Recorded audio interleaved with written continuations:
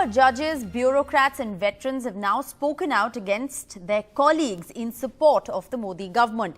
8 former judges, 97 former bureaucrats and 92 former armed forces officers have signed an open letter to the Prime Minister to counter the letter that was written to criticize him and BJP state governments, which was signed by 108 former bureaucrats earlier this week.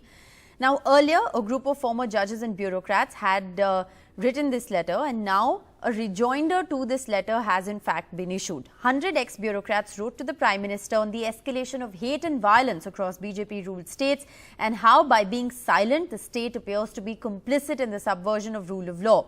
Now, in response to this, ex-judges, public servants, veterans have now written a counter letter calling the earlier letter an attempt to engineer hate against the Modi government, questioning the studied silence on post-poll violence, for instance, in West Bengal, and also the silence on what they call was a quote-unquote attack on Ram Navami processions in several states. The latest letter even talks about how communal violence has come down under the BJP government, and controversies such as hijab and halal are works of vested interest. So this, of course, is the latest letter versus letter that is happening.